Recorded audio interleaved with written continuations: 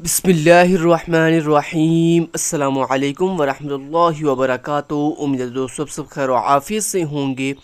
आज के अपने इस वीडियो के अंदर हम CS101 के 5 मॉड्यूल कवर करेंगे। मॉड्यूल नंबर 86 से लेकर मॉड्यूल नंबर 90 तक।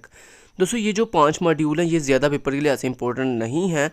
इनमें सिर्फ जो चीज़ थोड़ी इंपॉर्टेंट है वो मैं हाईलाइट कर दी है और वो आपको ब्रीफली एक्सप्लेन तो नहीं ज़्यादा करूँगा, लेकिन हाँ टू द पॉइंट आपको ये चीज़ें बता दूँगा। तो आज जो पहला मॉड्यूल है मॉड्यूल नंबर 86, उसका नाम है फॉर्मल डेफिनेशन ऑफ एल्गोरिदम। इससे प्रीवियस मॉड्यूल 85 के अंदर भी हमने जो है वो प्रीवियस वीडियो के अंदर देखा था कि एल्गोरिदम क्या होते हैं।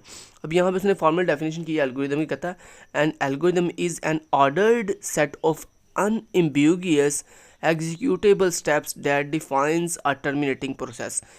यानी वो कह रहा है कि एल्गोरिदम एक ऐसा चलने वाले स्टेप्स और वजाहत किए गए सीक्वेंस का एक ऐसा सेट होता है जो ये डिफ़ाइन करता है अ टर्मिनेटिंग प्रोसेस के किसी भी ख़त्म होने वाले किसी भी एंड होने वाले प्रोसेस को डिफ़ाइन करता है कि ये जो प्रोसेस है किस तरह से वर्क करेगा। तो इसको हम कहते हैं एल्गोरिदम। तो ये इसकी प्रॉपर डेफिनेशन है, इसको आप बाकी खुद पढ़ लीजिएगा। आगे नेक्स्ट लिखा हुआ है ऑर्डर वर्सेस सीक्वेंस। कहता है have a well established structure in term of the order of their execution. कहता है मेरा ऑर्डर से मतलब ये नहीं है कि उसका एक पैरेलल सीक्वेंस होगा, मतलब सारी चीज़ें पैरेलली चलेंगी। कहता है उसका मतलब ये नहीं है, कहता बल्कि मेरा मतलब ऑर्डर से ऑफ सेट का मतलब ये है कि उसका जो स्ट्रक्चर है ना वो एक वेल डिफाइन होगा, मतलब जो भी बंदा उसको देखेगा उसको अच्छे से उस चीज़ की समझ आ रही होगी। आगे does not mean a sequence, और कहता मेरा मतलब यहाँ पे सीक्वेंस का ये नहीं है like we do not have in parallel processing. और कहता है यहाँ पे मेरा मतलब सीक्वेंस का ये नहीं है कि कि जनाब आपकी जो प्रोसेसिंग है वो पैरेलल के अंदर नहीं होगी। और उसके बाद कहता है flip flop producing their output individually and then together have they have a meaning. कहता है जिस तरह फ्लिप फ्लॉप जो है प्रोड्यूस करता है अपनी आउटपुट इंडिविजुअली और देन उसको बाद उसको आपस में कलेक्ट करता है फाइनली उसके रिजल्ट को। कहता है सेम एज इट इज़ ऐसे ही आपका एल्गोरिदम जो है वो वर्क करता है। तो मेन चीज़ यहाँ पे इसकी डेफिनेशन थी, आपने बस इसकी डेफिनेशन अच्छे से पढ़ लेनी है कि N algorithm is an ordered set of unambiguous executable steps that define a terminating process. आगे दोस्तों कहता है एग्जीक्यूटेबल का मतलब मेरा ये है make a list of all the positive integers. जिस तरह कहता है हमने अगर एक लिस्ट लेनी हो पॉजिटिव इंटीजर्स की तो उसका पूरा हम एक डिफरेंट स्टेप्स परफॉर्म करेंगे, जो कहता है फिर ही जाके हमारा जो प्रोसेस है वो कंप्लीट होगा। तो ये कहता है एग्जीक्यूटेबल का मतलब ये है। तो ये बात सिर्फ आपके नॉलेज के लिए इंपॉर्टेंट है, पेपर के हवाले से ये इंपॉर्टेंट इस मॉड्यूल में सिर्फ डेफिनेशन थी। आगे अनएम्बिगुअस का मतलब क्या है, the information in the state of the process must be sufficient to determine uniquely and completely the action required by each step. मतलब वो कह रहा है कि आपके एल्गोरिदम में मौजूद जितने भी स्टेप्स हैं वो सारे के सारे स्टेप्स जो हैं वो यूनिकली आइडेंटिफाई भी हों और कम्प्लीटली भी हों। मतलब जब उनको रन किया जाए तो वो कम्प्लीटली रन होना कि वो दरमियान में जाके स्टक हो जाए, दरमियान में जाके रुक जाए। कहता है ऐसा नहीं होना चाहिए और वो बहुत ही सफिशिएंट होनी चाहिए, मतलब बहुत ही एक्यूरेट होने चाहिए आपके तमाम जो है वो स्टेप्स। ये मतलब है कहता है अनएम्बिगुअस का। आगे टर्मिनेटिंग प्रोसेस का मतलब क्या, the execution of an algorithm must lead to be end. कहता है जो आपका प्रोसेस है वो मस्ट क्या होना चाहिए, एंड होना चाहिए। ये नहीं कि वो कंटिन्यूसली चलता जा रहा। कहता है जो कंटिन्यूसली चलता जाए वो एल्गोरिथम नहीं होता। नेक्स्ट मॉड्यूल नंबर 87 है जिसमें कह रहा है N algorithm is abstract and distinct from it's representation. कहते हैं जो आपका एल्गोरिदम होता है वो अपनी रिप्रेजेंटेशन के लिहाज से, वो अपनी वजाहत के लिहाज से जो है बिल्कुल एब्स्ट्रैक्ट होता है और साथ साथ डिस्टिंक्ट होता है। डिस्टिंक्ट कहते हैं यूनिक को। आगे a single algorithm can be represented in many ways. और कहता है एक सिंगल एल्गोरिदम को हम डिफरेंट तरह से जो है वो लिख सकते हैं, डिफरेंट तरह से जो है वो सॉल्व कर सकते हैं। उसके बाद जिस तरह से वो कहता है अगर आपने एक सेल्सियस टेम्परेचर को फ़ारेनहाइट में कन्वर्ट करना हो तो कहता है उसका फार्मूला क्या होता है 9/5। उसके बाद सी यहाँ पे सेल्सियस शो कर रहा है, मतलब यहाँ पे आप सेल्सियस का टेम्परेचर बताओगे उसको, फिर जो भी आंसर आएगा मतलब सेल्सियस के टेम्परेचर को आप पहले जो है वो पहले आप 9/5 करोगे, जो आंसर आएगा उसको मल्टीप्लाई करोगे सेल्सियस का जो भी टेम्परेचर होगा उसके साथ, फिर उसको प्लस कर दोगे 32 के साथ, तो आपका जो है आंसर आ जाएगा फ़ारेनहाइट के अंदर। तो ये दोस्तों इस तरह एक उसने छोटी सी एग्जांपल के साथ आपको बताया कि असल में एल्गोरिदम कहते किसको हैं, तो मतलब आपका एक टास्क था कि आपने सेल्सियस टेम्परेचर को फ़ारेनहाइट में कन्वर्ट करना था, तो उसका प्रॉपर देखें हमने स्टेप्स परफॉर्म किए हैं, आपने एक फार्मूला सॉल्व करके देन अपना जो है वो टास्क कंप्लीट कर लिया। अगला दोस्तों मॉड्यूल है मॉड्यूल नंबर 88, जिसके अंदर वो बेसिकली एक शेप के थ्रू आपको बता रहा है कि अगर मान लो आपने एक पैरेट क्रिएट करना है पेपर के थ्रू, मतलब एक पेज है आपके पास सिंपल एक वाइट पेपर है, और उस वाइट पेपर को यूज़ करते हुए कहता है कि अगर आपने एक पैरेट बनाना है तो कहता है उसके इस तरह एक स्टेप बाय स्टेप उसका प्रोसेस होगा। देखो पहले आपने उसको फोल्ड किया, फिर फोल्ड किया, तो इस तरह आप जो है करते करते करते करते फाइनली आपने क्या बना लिया है, एक पैरेट बना लिया है। तो यही उसने ऊपर बात की थी कि सीक्वेंस ऑफ स्टेप्स, कि आपकी जो सीक्वेंस ऑफ स्टेप्स होता है किसी भी टास्क को परफॉर्म करने का, उसको ही तो हम एल्गोरिदम कहते हैं। तो बेसिकली ये एक एल्गोरिदम ही है, ठीक है जी। नेक्स्ट दोस्तों वो कह रहा है जी व्हाट इज़ प्रिमिटिव। ये प्रिमिटिव कहता computer science approaches these problems bye establishing a well defined set of building blocks from which algorithm representation can be constructed. Such a building blocks is called a primitive. यानी वो कह रहा है किसी भी algorithm को perform करने के लिए, उसको रिप्रेजेंट करने के लिए हम जो एक वेल डिफाइन एस्टैब्लिश करते हैं ना बिल्डिंग ब्लॉक्स, उन कहता है बिल्डिंग्स ब्लॉक्स को हम क्या कहते हैं जी, प्रिमिटिव कहते हैं।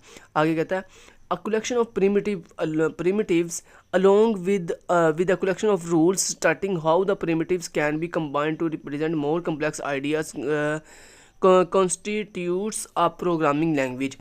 मतलब वगैरह जनाब हम जब अपने डिफरेंट प्रिमिटिव्स को कलेक्ट कर लेते हैं और उनका प्रॉपर एक रूल बना देते हैं, कहता है वो जो हमारे पास डिफरेंट तरह के रूल्स होते हैं जो हमें ये बता रहे होते हैं कि ये प्रिमिटिव हो, तो प्रिमिटिव कैन बी कंबाइंड, के इस प्रिमिटिव को किस तरह से कंबाइन किया जाएगा और इसको किस तरह से कम्प्लेक्स आइडियाज़ को जो है वो किस तरह से रिप्रेजेंट किया जाएगा। तो कहता है इस पूरे के पूरे सिनेरियो को हम जो है वो प्रोग्रामिंग लैंग्वेज कहते हैं। तो सिंपली वो कहता है प्रोग्रामिंग लैंग्वेज बेसिकली एक ऐसी लैंग्वेज होती है जो हमें ये बताती है कि इस प्रिमिटिव को हम किस तरह से कंबाइन करेंगे, मतलब ये किस तरह से वर्क करेगा, और साथ ही साथ हम अपने कम्प्लेक्स आइडियाज़ को किस तरह से रिप्रेजेंट करेंगे। इसको कहते हैं हम प्रोग्रामिंग लैंग्वेज कहते हैं। उसके बाद नेक्स्ट मॉड्यूल नंबर 89 है। मॉड्यूल नंबर 89 के अंदर दोस्तों सूडो कोड की बात कर रहा है। सूडो कोड बेसिकली एक ऐसा एल्गोरिथम होता है जो नियर टू इंग्लिश लैंग्वेज होता है, उसको हम सूडो कोड कहते हैं। अब यहाँ पे दोस्तों जैसे उसने सूडो कोड की एग्जांपल दिया है, अब सूडो कोड दोस्तों बेसिकली क्या होता है, सूडो कोड बेसिकली ये होता है कि आप अपने किसी भी टास्क को किसी भी स्पेसिफिक लैंग्वेज में नहीं बयान करते बल्कि नियर टू इंग्लिश लैंग्वेज बयान करते। जैसे वो कह रहा है, मान लो उसने एक एग्जाम्पल दिया, कहता है मान लो अगर आपने एक ये चेक करना है कि आपके रिमेनिंग फंड्स कितने बच गए हैं, तो कहता है आपने क्या करना है, उसका फार्मूला होता है, कहता है आपने checking balance plus saving balance, मतलब अपना चेकिंग बैलेंस जो है उसको देखना है और जो अपना सेविंग बैलेंस है उसको देखना है, तो दोनों को आपने आपस में ऐड कर देना, तो कहता है आपका रिमेनिंग फंड्स आ जाएंगे। ठीक है, तो ये उसने एक एग्जांपल के थ्रू आपको समझाया कि इसको कहते हैं सूडो कोड, कि मतलब देखो जो नियर टू इंग्लिश लैंग्वेज है, देख लो नियर टू इंग्लिश लैंग्वेज, ना कि किसी स्पेसिफिक लैंग्वेज में ये कन्वर्ट किया गया। तो आपने उसके बाद दोस्तों यहाँ पे एक इफ़ एल्स कंडीशन की बात कर रहा है। ये इफ़ एल्स कंडीशन क्या होती है दोस्तों, बेसिकली इफ़ जो है वो एक कंडीशन होती है कि अगर ये बात ट्रू होगी तो देन ये एक्टिविटी का मतलब है कि कौन सा कोड एग्जीक्यूट होगा, मतलब कौन से स्टेप्स एग्जीक्यूट होंगे। और उसके बाद एल्स का मतलब है कि अगर ये इफ़ कंडीशन ट्रू नहीं होती तो फिर देन कौन से स्टेप्स जो हैं वो परफॉर्म होंगे, ये होता है एल्स। तो इफ़ आगे हम बताते हैं उसकी कंडीशन, तो अगर वो कंडीशन ट्रू हो जाएगी तो ये जो इफ़ के नीचे एक्टिविटी का मतलब है यहाँ पे जो स्टेप्स आप लिखोगे वो परफॉर्म होंगे इफ़ के नीचे जो स्टेप्स होंगे। लेकिन अगर ये इफ़ कंडीशन रन नहीं होगी, मतलब ये ट्रू नहीं होगी, तो ये जो नीचे एल्स लिखा हुआ है, ये एल्स बेसिकली तब चलता है जब इफ़ फॉल्स हो जाता है। तो जब इफ़ जो है वो फॉल्स हो जाएगा तो ऑटोमेटिक एल्स चल जाएगा और एल्स के नीचे जितनी भी आपने एक्टिविटीज लिखी होंगी वो सारे के सारे स्टेप्स यानी परफॉर्म हो जाएंगे। जैसे यहाँ पे उसने एक इफ़ एल्स की एग्जांपल दी है, जैसे कहता है इफ़ चेक करो अगर जो ये करंट ईयर चल रहा है अगर ये एक लीप ईयर है तो फिर कहता है डेली टोटल फाइंड करने के लिए हम क्या करेंगे, टोटल को डिवाइड करेंगे 366 पर। क्यों? क्योंकि आपको पता है ना लीप ईयर के अंदर एक दिन नॉर्मल ईयर से एक दिन एक्स्ट्रा हो जाता है। तो इसलिए देखो अगर जो अगर इफ़ चेक करो अगर आपका ईयर लीप ईयर होगा तो फिर जनाब कहता है ये फार्मूला चलेगा, और अगर एल्स अगर आपका मतलब इफ़ अगर ईयर लीप ईयर नहीं है तो फिर मैंने क्या बताया था बोला, इफ़ अगर ना चले तो फिर क्या चलता है, फिर एल्स चलता है। तो अगर लीप ईयर नहीं होगा तो फिर एल्स चलेगा और फिर फार्मूला जो है वो चेंज हो जाएगा। फिर जो है फार्मूला ये होगा टोटल डिवाइडेड बाय 365, क्योंकि फिर जो है वो एक दिन कम हो जाएगा। तो ये उसने एक छोटी सी एग्जांपल दी है आपको इफ़ एल्स की। नेक्स्ट मॉड्यूल नंबर 90 आ गया। यहाँ पे दोस्तों वो वाइल कंडीशन की बात कर रहा है। अब दोस्तों ये वाइल कंडीशन क्या होती है? वाइल कंडीशन बेसिकली एक रिपीटिंग स्ट्रक्चर होता है। मान लो अगर आपने एक चीज़ को बार बार रिपीट करना है, जैसे मान लो आपके पास एक मैसेज है अल्लाह पाक हैं या अल्लाह पाक is my best friend, let's say इस तरह आपके पास एक मैसेज है और आप चाहते हो ये मैसेज बार बार कंटिन्यूसली स्क्रीन के ऊपर रिपीट हो, तो उसके लिए दोस्तों हम वाइल कंडीशन का इस्तेमाल करेंगे। तो वाइल क्या आप अपनी कंडीशन बताते हो, मतलब कि ये जो स्टेप्स हैं ये कितनी दफ़ा परफॉर्म हो, कितनी दफ़ा रिपीट हो, वो आप बताते हो। और उसके बाद आपकी एक्टिविटी होती है जिसको आपने बार बार रिपीट करना होता है। अब यहाँ पे जैसे उसने एक छोटी सी एग्जांपल से क्या कहता है, while tickets remain to be sold, मतलब अगर चेक करो अगर टिकट्स अभी भी बेचने के लिए बाकी हैं तो फिर कहता क्या करो, सेल आ टिकट, फिर कहता टिकट को सेल करते जाओ करते जाओ करते जाओ। तो मतलब ये वाइल अब तब तक चलती रहेगी, टिकट तब तक सेल होती रहेंगी जब तक ये कंडीशन ट्रू है, मतलब जब तक आपके पास टिकट्स अवेलेबल हैं बेचने के लिए। जैसे ही टिकट ख़त्म हो जाएंगी बेचने के लिए तो फिर साथ ही आप कोई टिकट सेल नहीं कर सकोगे। तो ये दोस्तों बस ये जो 5 मॉड्यूल थे इनमें जो चीज़ें बस हाईलाइट की हैं, बस इनके कंसेप्ट आपने याद रखने हैं, बाकी इनमें कुछ भी इतना खास इंपॉर्टेंट नहीं है। Thank you so much, till then guys, take care, अल्लाह हाफिज़।